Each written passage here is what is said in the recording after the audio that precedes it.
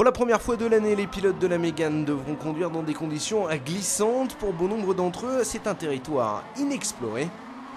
La première partie de la grille a profité d'une meilleure adhérence. Wallfisch va donc devancer Ludovic Badet, tandis que Vandamme cherche de l'adhérence sur le côté gauche de la piste. Mais une erreur de Wallfisch à la fin du premier tour offre à Badet l'avantage, trop content du cadeau.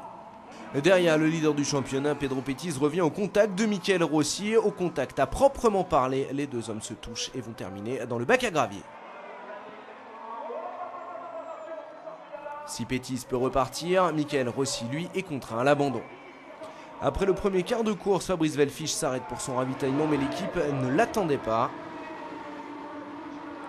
Pas de mésaventure de ce genre pour Dimitri Engelbert et Mike Verschoor quand ils ravitaillent. Néanmoins, Dimitri Engelbert écope d'une pénalité pour vitesse excessive dans les stands.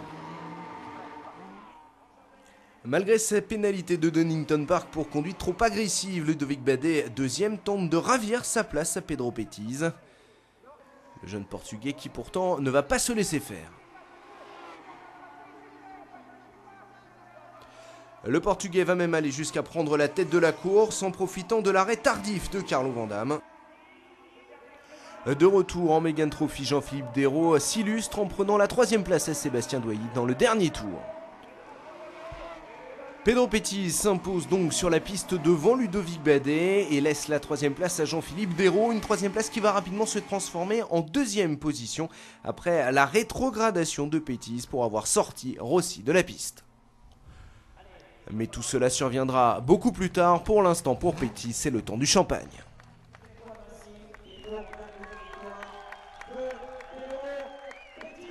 Au départ de la deuxième course qui sera disputée sur le sec, Fabrice Wallfisch est à nouveau en pole position. Le pilote français qui va immédiatement prendre les devants au départ, alors qu'Engelbert et Vandamme se glissent dans son sillage. Dès le premier virage, on va assister à un énorme carambolage qui implique Maxime Martin, Mathieu Lahaye, Andreas Mayer et Jean-Philippe Madonia et cause la sortie du safety car. La voiture de sécurité reste en piste pendant 4 tours. Les organisateurs travaillent pendant ce temps d'arrache-pied pour rétablir la sécurité de la piste et nettoyer les débris. Finalement, la course reprend. Wallfisch mène toujours devant Pettis, Engelbert et Greg Franchi avec de nombreuses luttes au milieu du peloton. A noter par ailleurs le tête-à-queue de Giuseppe Siro qui va percuter son infortuné coéquipier Jean-Philippe Desraux.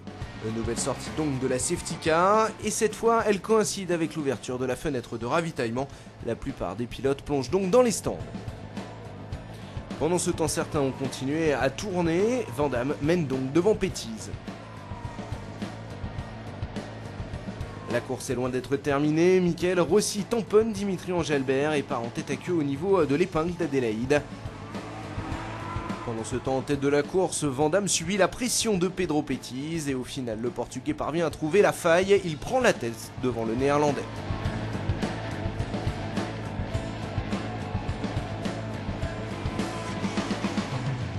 Mais une nouvelle fois, la course est loin d'être terminée. L'épingle d'Adélaïde va faire de nouvelles victimes. Rossi tape Franchi et le dépasse ainsi pour prendre la troisième place. Une manœuvre qui lui coûtera 25 secondes de pénalité à l'arrivée où il sera finalement classé 9e. Cette fois, pas de mauvaise surprise pour Pedro Pettis qui signe bien une nouvelle victoire.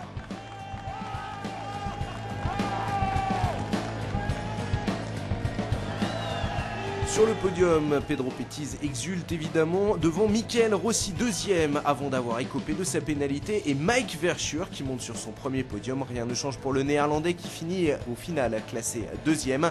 Ralf Mestri, suite au déclassement de Rossi, récupère la troisième place. Je pense que je serai pas mal à Estoril et si j'arrive à marquer le même nombre de points que mon principal adversaire, mon coéquipier Dimitri Engelbert, je serai capable d'être champion là-bas. Ce serait, je ne peux pas décrire avec des mots, c'est fantastique.